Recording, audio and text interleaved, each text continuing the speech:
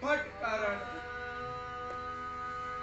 किंतु फिर भी ना रोक सका मैं चीर हरण। जीत के हित सबके आदर्श खो गए, अब इससे भी बुरा क्या हो, आज गुरु द्रोण भी सो गए। क्यों मैं हर पल मौन रहा, इस रण में किसका कौन रहा। पीठ पर चले घात सी थी वो, इस महारण तक ले आई। कौन सी बात थी वो, कौन सी बात थी वो।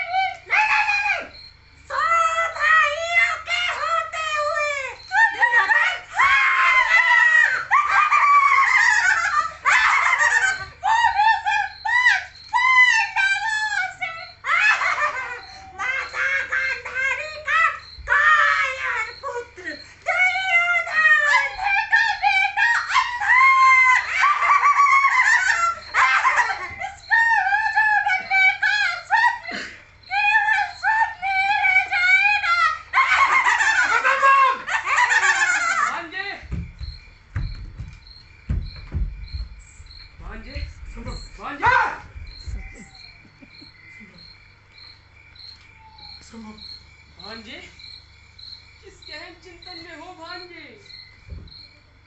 मामा श्री, ये मेरे विचार मुझे सोने क्यों नहीं देते?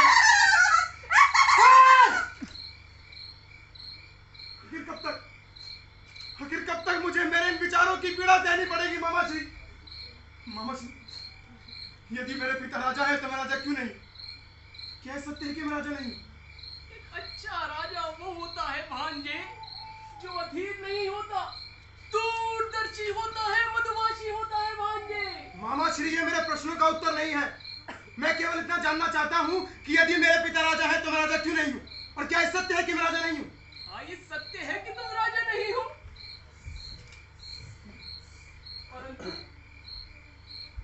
परंतु ये भी सत्य है भांजे कि आवश्यक नहीं जो सत्य हो वही घटित हो। मामा श्री, आप कहना क्या चाहते हैं? तुम बड़े भोले हो भांजे।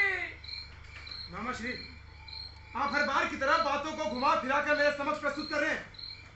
मैं तो केवल इतना कह रहा हूँ कि जिस स्वप्न को तुम इतने वर्षों से अपने नेत्रों में संजोए बैठे हो ना, वह जल्दी टूटने वाले हैं। परंतु उस स्वप्न को वास्तविकता में बदला जा सकता है भांजे। परंतु कैसे मामा श्री? ये मेरे कक्ष में आकर मदिरा का सेवन करने से या फिर यहाँ पर आकर मुझे संयम और नियंत्रण का पाठ कराने से? मामा श्री, लगता है आपने मदिरा का ठीक सेवन कर लिया है और आप भूल गए हैं कि आपको कब, क्या और कैसे बात करनी चाहिए। तुमने कभी आखेट खेला है भांजे? सर्वप्रथम क्या करना पड़ता है? मामा श्री, इसका बहुत ही सरल उत्तर है। सर्वप्रथम शस्त्र साधने पड़ते हैं। शिकार को प्रलोभन देना पड़ता है। मामा श्री, बस, मुझे कोई रुचि नहीं है आपके इन राजनीतिक पक्षों के बारे में जानने से। मुझे केवल इतना जानना है कि यदि मेरे पिता राजा है तो मैं राजा क्यों नहीं हूँ, बस। भांजे, यदि सारथी के हाथ में तलवार पकड़ा दी जाए ना, तो वो योद्धा नहीं बन जाता। और भीम के शब्द तो तुम्हें भली बात स्मरण होंगे ही भांजे। मामाश्री, तो क्या हुआ? मामाश्री, भूल गए क्या? मामाश्री, ये अंधे का बेटा अंधा। मामाश्री,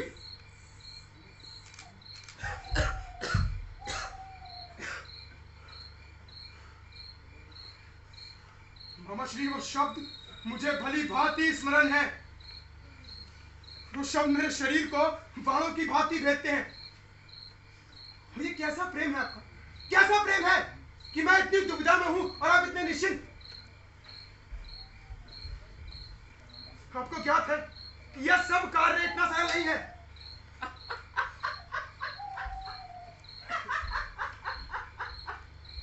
तुम्हारे मामा के होते हुए सब कुछ सरल है भांजे। हर बार की तरह मेरे समक्ष बातों को घुमा फिरा कर प्रस्तुत कर रहे हैं। जो कहना है स्पष्ट रूप से कहिए, अन्यथा आप मुझे जानते हैं मामाश्री।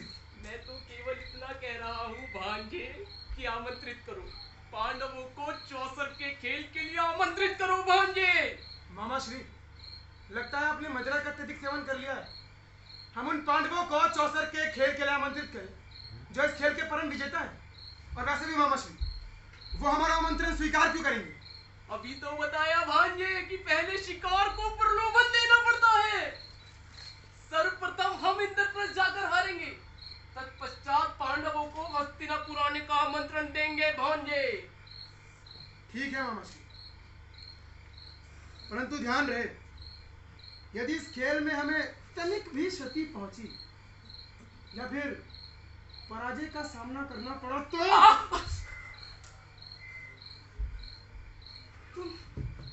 तुम व्यर्थ ही क्रोधित हो रहे हो भांजे। ये मेरे पास है, ये बनेंगे हस्तिनापुर के विनाश का कारण। ठीक है मामाश्री, तो फिर आमंत्रित करो, आमंत्रित करो उन तुच्छ नीच पांडवों को चौसर के खेल के लिए।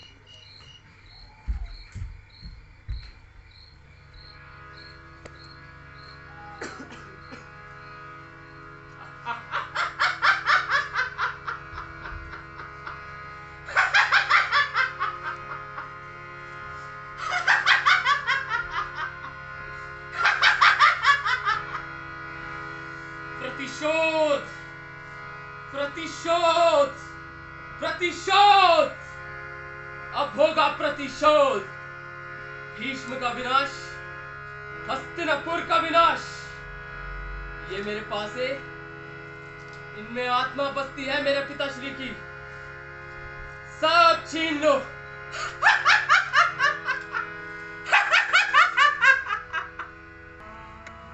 वर्षों तक रहे व्यथा, कांप जाएंगे असुर भी सुन के ये घृणित कथा। है घृणित, ये है गलत जो अब तलक घटा।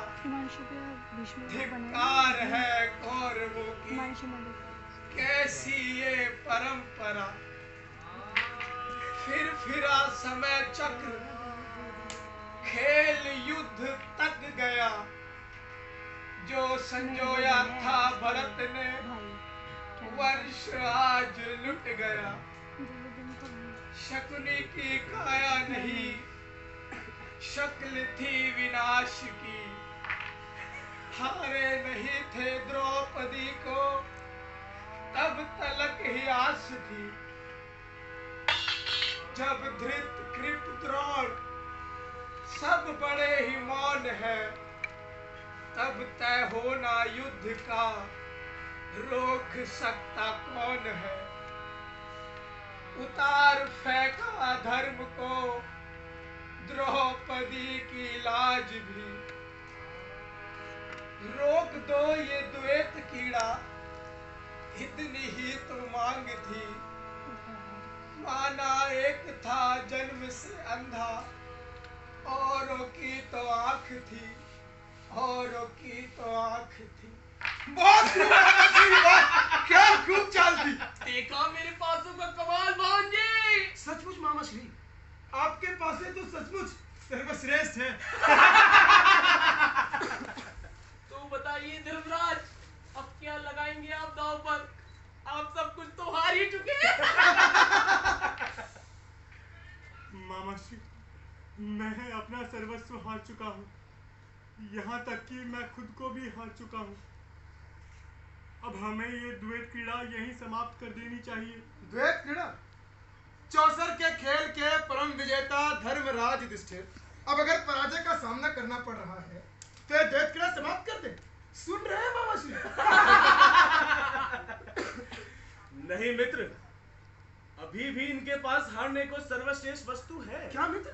द्रौपदी। अपनी जीवा को लगाम दे शूरवीर। अर्जुन अर्जुन अर्जुन, तू दास है मेरा, और किसी भी दास को इतना अधिकार नहीं कि वो महाराजाओं के मध्य हस्तक्षेप करे। मामा श्री, तो बताइए धर्मराज, क्या लगाएंगे अपनी धर्मपत्नी को दांव पर? वीरों को इतना विचार करना शोभा नहीं देता। मामा श्री, लगता है दास युधिष्ठिर का विश्वास डगमगा रहा है। क्यों भ्राता युधिष्ठिर, डगमगा रहा है ना विश्वास? ठीक है मामा श्री, मैं अपनी पत्नी द्रौपदी को दांव पे लगाता हूँ। क्षत्रिय धर। तो बताओ भांजे, अब तुम्हें क्या चाहिए? मामा श्री, मुझे इन तुच्छ, इन नीच पांडवों की लाज चाहिए, लाज। मेरे पास हो।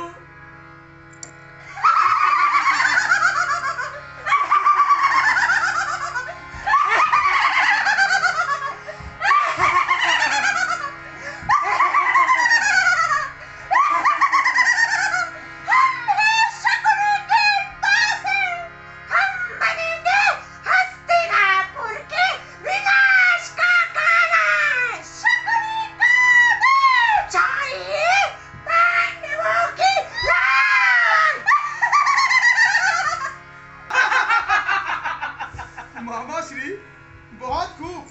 अब रानी द्रौपदी, मेरा मतलब है कि दासी द्रौपदी हमारी हुई। दुशासन, जाओ और हमारी नई दासी को बालों समेत खींच कर सभा में प्रस्तुत करो।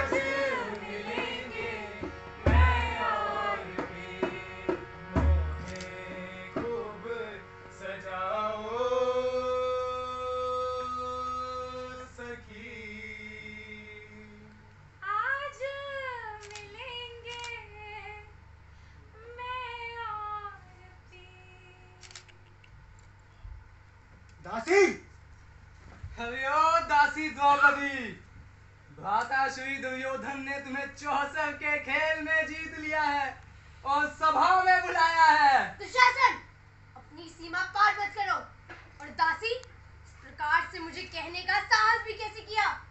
मैं दासी नहीं हूँ। तू दासी ही है, चलना तो तुझे पड़ेगा ही घमंडी स्त्री। चल। दुशासन, तुम कुलवधू के साथ ऐसा व्यवहार नहीं कर सकते। हाथ छोड़ो मेरा। महाराज के आदेश का उल्लंघन करती है घमंडी स्त्री। चलना तो तुझे पड़ेगा। चल। रुको दुशासन। चल। मैं न चला हूँ। मेरे तन पर केवल एक ही वस्त्र है। ऐसे में मुझे मेरे परिजनों के समक्ष जाना शोभा नहीं देता। दुष्ट। ये तो और भी अच्छा है।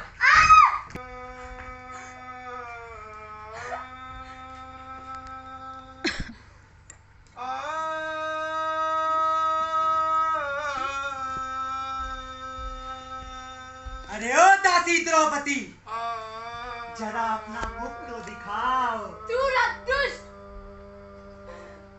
महाराज, आपकी इस सभा में आपकी कुलवधू के साथ ये कैसा व्यवहार हो रहा है? और आप मौन है क्यों? पांडुपुत्र, आप ये सब कुछ किस प्रकार सहन कर सकते हैं? ये कैसा धर्म है जो एक स्त्री को निर्बल बना दे, उसका भरी सभा में अपमान कर दे? पितामह, पितामह, आप तो गंगा पुत्र भीष्म है, धर्म ज्ञानी है, परंतु मेरे साथ हो रहे इस दुर्व्यवहार को देखकर भी मौन है। क्या आप भी महाराज की तरह नेत्रहीन है? क्या आपको मेरी पीड़ा दिखाई नहीं देती? बोलिए पितामह। गुरुद्रोण, गुरुद्रोण, आप तो मेरे पिता समान हैं। आप ये सब कुछ किस प्रकार सहन कर सकते हैं? ये कैसी विद्या है जो ये सब सहन कर रही है? बोलिए गुरुद्रोण। कोई कुछ बोलता क्यों नहीं? मेरी ओर दृष्टिपात क्यों नहीं करता कोई? आंसू बहाना बंद करो दासी, और आकर मेरी जंघा पर बैठो। नहीं पुत्र, नहीं, ऐसा अनर्थ मत करो पुत्र। पिताश्री, मैंने इस दासी को 64 के खेल में जीता है, और इस पर मेरा पूर्ण अधिकार है। दूर हट! नहीं पुत्र। नीच! मौन रहिए महाराज, मौन रहिए। इस सभा में बैठे योद्धाओं से मैं एक प्रश्न पूछती हूँ, और मुझे तो इन्हें योद्धा कहते हुए भी घिन आती है।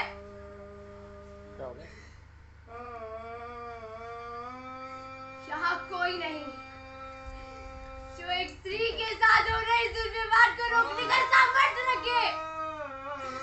सब निश्चित ही कायर है, कायर। बताइए मुझे, बताइए, क्या क्या मैं धर्म से जीती गई हूँ? क्या ये धर्म है? पुत्री, ये तो तुम्हें अपने पतिदास युधिष्ठिर से पूछना चाहिए। बताइए धर्मराज, बोलिए, आपने मुझे दांव पर किस प्रकार लगाया? आपको क्षण भर के लिए भी लज्जा नहीं आई? जब एक कुलवधू अपने राज्य में अपने कदम रखती है, तो उसका हृदय साहस और सम्मान अर्थात अपने पति से रक्षण की अपेक्षा रखती है। परंतु आज हस्तिनापुर की इस सभा में मैंने उन आशाओं को टूटते हुए देखा है। विवाह के पश्चात रक्षित रखने का वचन दिया था ना आपने? दिया था ना वचन? बोलिए, आप बोलते क्यों नहीं? मित्र, जब घमंड आता है तो मुख पर दिखता है। जिस प्रकार से हमारे शस्त्र उतार दिए गए थे, उस प्रकार से इस स्त्री के वस्त्र उतार दो। पितामह, पितामह, रोक लीजिए पितामह। गुरुद्रोण, गुरुद्रोण, अपनी शक्तियों का प्रयोग कीजिए गुरुद्रोण। ये सब रोक लीजिए गुरुद्रोण। पांडुपुत्र, अपने बल का प्रयोग कीजिए। मुझे इस सभा में मलिन होने से बचा लीजिए, बचा लीजिए। इस सभा में स्त्री के साथ हो रहे इस दुष्कर्म को आप लोग कैसे देख सकते हैं? स्त्री, मुझे सूत पुत्र कहकर पुकारने वाली स्त्री, जो एक साथ पांच पुरुषों के साथ संबंध रखे, वो स्त्री नहीं वैश्या होती है। महाराज, इस अनर्थ को होने से रोक लीजिए मौन महाराज। हो जाइए पितामह, मौन हो जाइए। इस सभा में बैठे योद्धाओं की बुझाई कट चुकी है। अब मुझे किसी से कोई आशा नहीं, कोई आशा नहीं।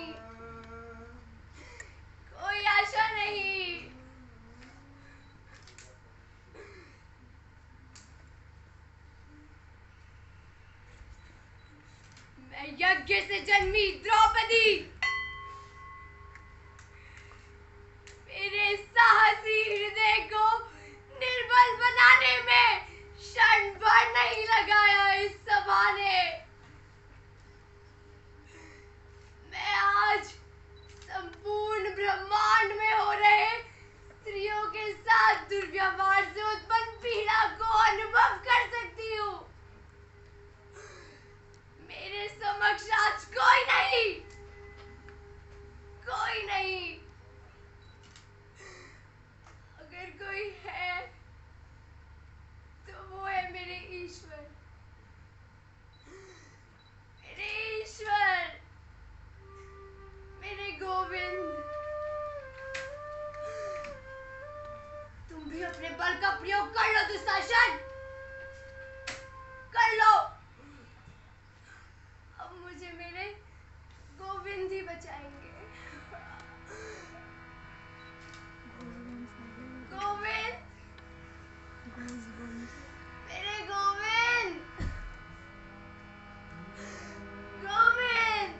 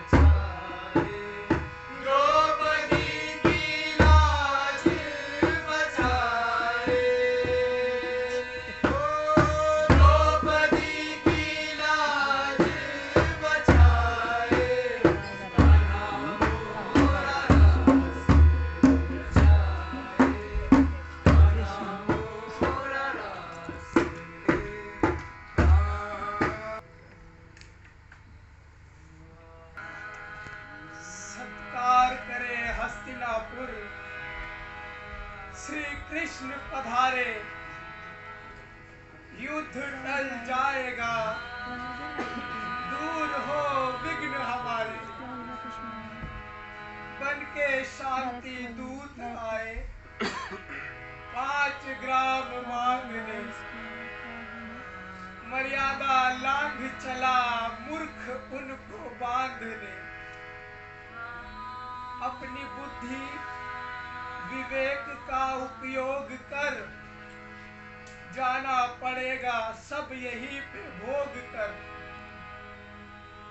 तीनों लोग पूरा ब्रह्मांड समाते हैं आकार में। बांध ले जो उन्हें सांकल नहीं संसार में। अखंड ब्रह्मांड बसते इनमें तुझको भान है।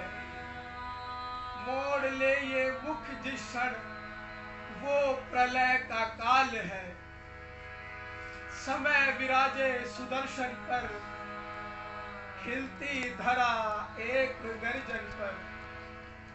एकांत है वो, ध्यान है वो, संयम में है सो शांत है वो। सृष्टि के सृजक को आज क्रोध आया है। संकेत तेरे अंत का, काल तेरा आया है, काल तेरा आया है।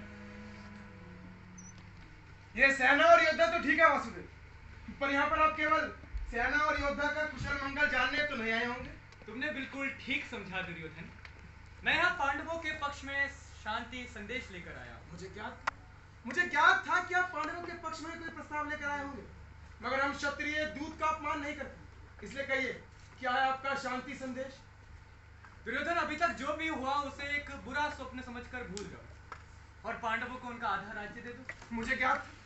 मुझे ज्ञात था कि आप पांडवों के पक्ष में ही कोई प्रस्ताव लेकर आए होंगे, परंतु अगर यह आपका प्रस्ताव है तो मुझे कदापि स्वीकार नहीं है वासुदेव। विनाश कहले विपरीत बुद्धि। दुर्योधन, समय लो और विचार करो, क्या तुम ये उचित कर रहे हो? वासुदेव वासुदेव, ये उचित और अनुचित का पाठ मुझे मत पढ़ाइए, क्योंकि राजाओं और विजेताओं के निर्णय हमेशा उचित होते हैं। दुर्योधन, ये बात तुम्हें भली भांति ज्ञात है कि ये न्याय नहीं है। न्याय? ये किस तरह के न्याय की बात कर रहे हैं आप?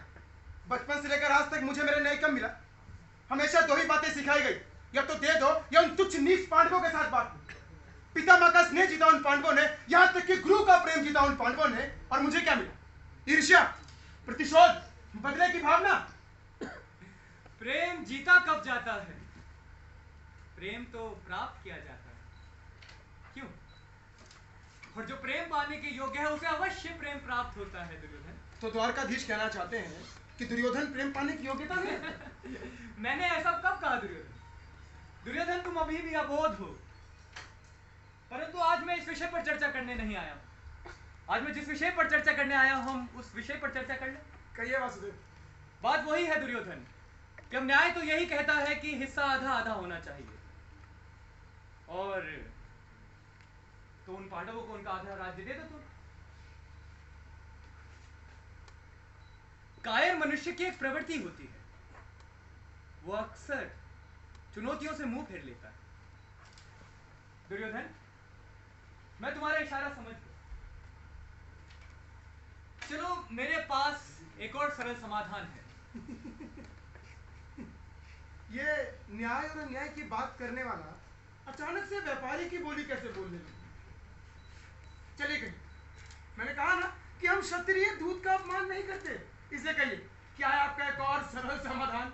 कहिए कहिए वासुदेव। मूर्ख व्यक्ति को समझाने के लिए कभी कभार अपनी बोली बदलनी पड़ती है। दुर्योधन, तुम पांडवों का सब कुछ रख लो, उनके अश्व, हाथी, धन संपत्ति, सब कुछ, यहां तक कि जो उन्होंने अपने परिश्रम से अर्जित किया है तुम वो भी रख लो, परंतु उन्हें मात्र 5 ग्राम दे दो, सिर्फ 5 गांव। दुर्योधन, हाँ, इससे वो कभी राजा तो नहीं कहलाएंगे, परंतु अपना आगामी जीवन सुखी व्यतीत कर लेंगे। सिर्फ 5 गांव की बात है दुर्योधन, और मुझे नहीं लगता कि इस युद्ध को टालने का इससे अच्छा और कोई उपाय होगा। तो अब पांडवों के पक्ष में शांति संदेश लेकर आने वाला दूत मुझे भयभीत कर रहा है। भयभीत नहीं कर रहा हूं दुर्योधन, समझा रहा हूं। चलिए वासुदेव, यदि ये युद्ध हुआ तो निश्चय तुम पराजित हो जाओगे। मुझे पराजय का सामना करना पड़ेगा। अवश्य दुर्योधन। उन तुच्छ नीच पांडवों से। वासुदेव, अपने नैन चक्षु खोलिए और देखिए, मेरे पास 100 भ्राताओं की शक्ति है, शस्त्र, अस्त्र, विद्या, गुरु, द्रोण और पितामह जैसे महान योद्धा। उन पांडवों के पास क्या है? एक साधारण सा दूत। वो मुझे पराजित करेंगे, जिनके पास न रहने के लिए आवास है, न खाने के लिए भोजन है, जो स्वयं अपना शांति संदेश मेरे समक्ष प्रस्तुत नहीं कर सकते, वो मुझे पराजित करेंगे। अरे जाइए जाइए वासुदेव, और कह दीजिए उनसे कि उनका दूत प्रस्ताव रखने में असफल रहा, और 5 ग्राम तो दूर की बात है, मैं उन तुच्छ नीच पांडवों को सुई के नोक के बराबर तक की धरा नहीं दूंगा। बस। दुर्योधन, आज फिर तुमने मेरे विचारों को झूठा साबित कर दिया। मैं ये तो जानता था कि तुम अभी अबोध हो, परंतु मुझे यह न ज्ञात था कि तुम इतने मूर्ख भी हो। इतने मूर्ख कि आने वाले भीषण संग्राम का तुम्हें आभास ही नहीं है। किस चीज का अहंकार है दुर्योधन? कुछ योद्धाओं का, या इस राज्य गद्दी का, धन संपत्ति का? जिन योद्धाओं पे तुम्हें अहंकार है दुर्योधन, उन सबको आभास से आने वाले भीषण संग्राम का, केवल एक तुझ मूर्ख को छोड़ के। वासुदेव, आप ये कुछ बड़ी बड़ी बातें करके मुझे भयभीत नहीं कर सकते, और उन पांडवों को भीख तो कतई नहीं दिला सकते। भीख नहीं दुर्योधन, मैं उन्हें उनका न्याय दिलवाने आया हूं। तो अवश्य है वासुदेव, यही न्याय है जो मैंने किया है। ये न्याय नहीं, यही न्याय है। न्याय नहीं है दुर्योधन। ना तो ये न्याय है, न द्रौपदी के वस्त्र हरण करना न्याय था। पांडवों का पक्ष लेना बंद करो।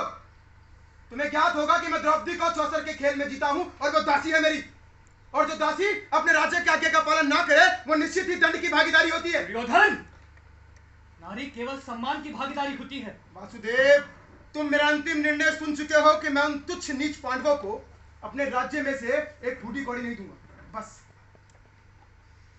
क्यों माता गांधारी को अपने शव पर आमंत्रित कर रहे दुर्योधन? दूत, मेरी माता के लिए ऐसे वचनों का प्रयोग। अगर तू दूत ना होता। क्या हुआ दुर्योधन?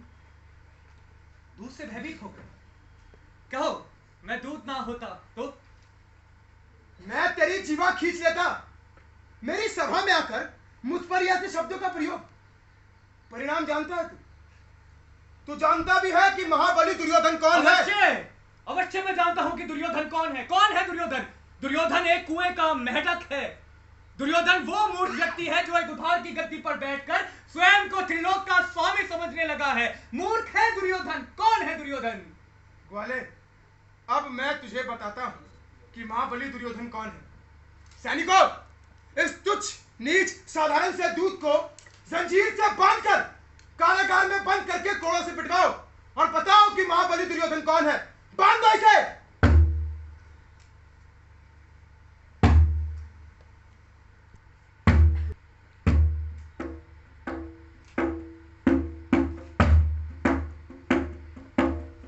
बांधना चाहता है मुझे दुर्योधन? बांध पाएगा इस सृष्टि के सृजक को, जिसके केवल नेत्र मूंद लेने भर से इस सृष्टि में त्राहिमाम त्राहिमाम होने लगता है। मैं संसार में होने वाले सबसे भीषण संग्राम को रोकने आया था, मगर तुझ मूर्ख की तो मति मारी गई है दुर्योधन। तू मुझे बांधना चाहता था। तूने कभी जाना कि मैं हूं कौन? ये सृष्टि 20 बिंदु से आरंभ होती है, वो मैं हूं, और जिस बिंदु पर समाप्त होती है वो भी मैं हूं। ये सूर्य चंद्र तारे इन सबकी गति का नियंत्रण मेरी ही मुट्ठी में, और तू मुझे बांधेगा। मैं यदि आंखें खोलूं तो जीवन, आंखें मोड़ लूं तो मरण, और यदि आंखें मूंद लूं तो प्रलय आ जाए दुर्योधन।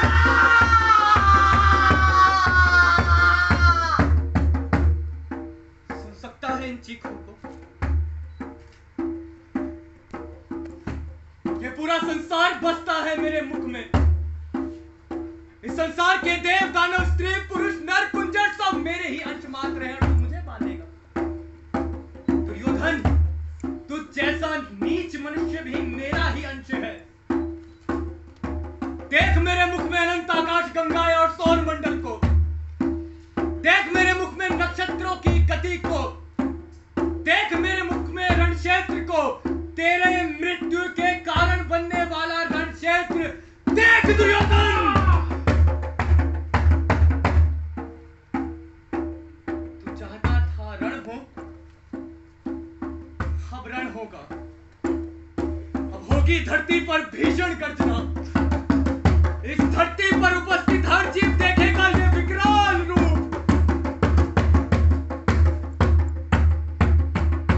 देख मेरे अंदर भूत, वर्तमान और भविष्य को। देख मेरे मुख के अंदर इन नक्षत्रों को। मुझे बांधना चाहता था दुर्योधन। अगर तू देख सकता है तो देख, नभ और स्वर्ग की तरफ जाती आत्माएं देख दुर्योधन। धरा भरी पड़ी है शवों से। इन शवों में अपना शव ढूंढ सकता है तो ढूंढ दुर्योधन। मैंने तुझे कितना समझाया, मगर इस कुटिल मति के वश में आकर तू ये भी भूल गया कि तेरा अस्तित्व किससे है। तू मुझे बांधना चाहता था। अगर तू देख सकता है तो देख मेरे भीतर से निकलती आग की लपटों को। तेरी जंजीरें पिघल रही है दुर्योधन।